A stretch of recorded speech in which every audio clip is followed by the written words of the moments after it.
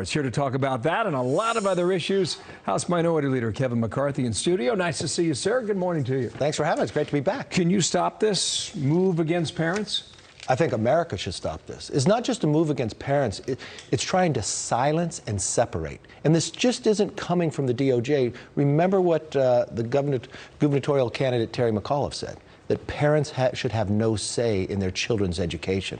And now they want to go into the closest there is to politics is a school board. But now they want to intimidate a parent from coming in and questioning about what's being taught to their children. And this is all happening because after COVID, we've had these Zoom classes. Parents are now becoming more aware of what's being said in their classroom, and they're becoming upset by it. And what's the answer from the Biden administration? To silence you, to nationalize elementary school. This is wrong. This is against what America believes fundamentally. Do you think somebody like Chris Wray, the head of the FBI, should refuse to go along with such a directive from the Justice Department? Yeah, he should come right out today and say that. That is not the role of the Justice Department. Education is through the states, and you should not silence parents. You should welcome parents into the classroom. They should have more say with what their children. Now, a move like this is just going to make things worse. Now, threats should be investigated, actual threats, but anger is not necessarily a threat. It might be unpleasant. Well, the First Amendment right to go there and question. This is the closest there is to elected officials to know. It doesn't matter what party you are in, what color of skin, what wealth you have. Once you have a child, it's no longer what you become, it's what opportunities your children have. Education is the great equalizer. But now we're saying government is the only people that have a say, not your parents. This is what's wrong. This is what separates us from China and other countries. But now this Biden administration is driving it to a new level that I haven't seen. That's what's happening in school districts. This is what's happening at the ATM. Janet Yellen, call for number 4 on CNBC. Watch here.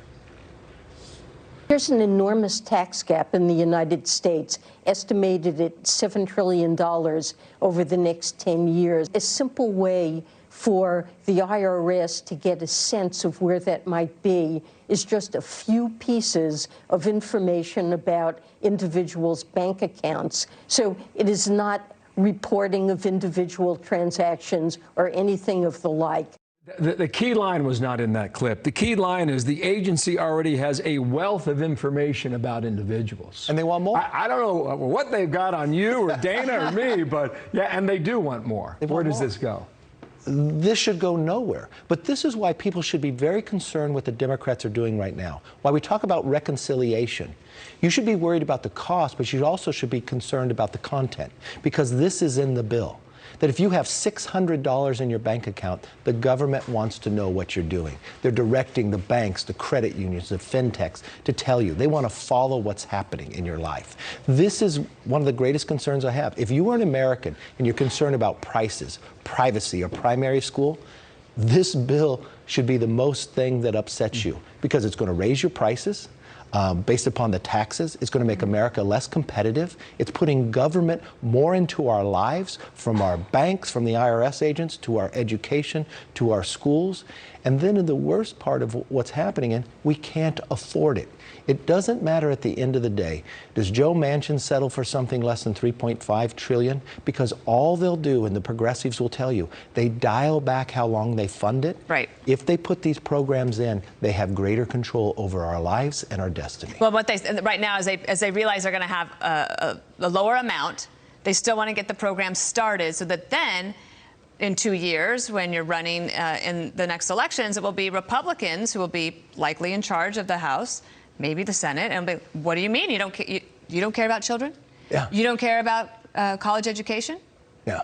You don't care about paid family leave? This is what they want to do. Put the programs in, just like they did with Obamacare, and not fund it, and then it crowds out everything else. You can't invest for your children's future. You can't save Medicare and Social Security, because they have just created a massive program from cradle to grave in the process. And it's not just Yellen who's saying this. You've reported this just the other day.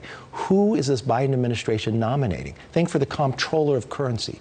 If this was in a movie, we would laugh that it would jump the shark, that this person wasn't like Bernie Sanders and went to Moscow for his honeymoon. She literally went to school there and got the scholarship, the Lenin Scholarship. And did she get indoctrinated in that part?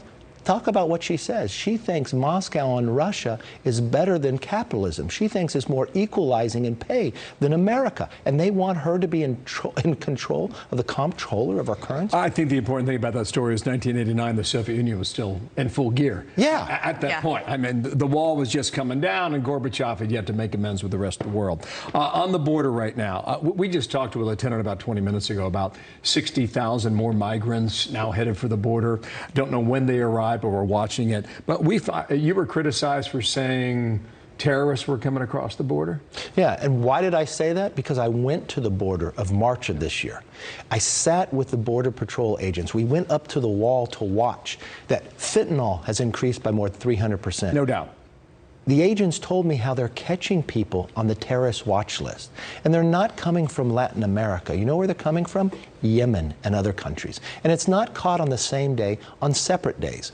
Why are these terrorists coming to America? Who are they talking to? And what do they have planned? And if you're not concerned about that, think about what the Biden administration just did in Afghanistan. When he closed Bagram, 5,000 prisoners escaped, ISIS-K and others. They know how to get into America today. And one of those ended up being a suicide bomber that murdered 13 of our exactly in uniform. The lieutenant we spoke to, and Brett had the former chief of border security on, he's saying that 150 different nationalities have crossed that border in the past year, which is extraordinary. This is what we found, and this was the point for the question. 9,200 arrests of criminal migrants in the fiscal year 2021, 2,400 in fiscal year 2020, and 4,200 in fiscal year 2019. The point being, there are criminals coming across the border, probably on a weekly basis, if not daily basis. And what's worse is the Border Patrol agents are pushed so far away. And what does he do? He criticizes them. Yeah. For doing their job. But what's worse is he wants to put 85,000 new IRS agents, not more people to protect our border. 1.5 million people have illegally come across and caught within that border. And you know what? It's also in the reconciliation bill? More than $100 billion to create amnesty for more than 10 million people that came here illegally. And Congresswoman Jayapal said that must be in the bill for her exactly. to vote. Yeah. Lots going on. Yeah. But how can this bill pass? America needs to wake up, engage. Tell America, will it pass? Will it? Not if you have your voice, not if you call. It doesn't matter if you're Republican or Democrat, but if you believe in the concept of freedom, if you believe in a fair process, if you believe you have a right to what your children are taught in school, if you believe that government shouldn't look at everything you're spending your money on, wake up. Call your representative and tell them to vote no. Your point's well taken. You know, it's not the cost necessarily in the end, it's the content. Content is what's going to last longer than even the cost. Thank you for being here. We'll see you. Good to see you. Thanks for having me back. Appreciate it. Kevin McCarthy. Good to see you in person.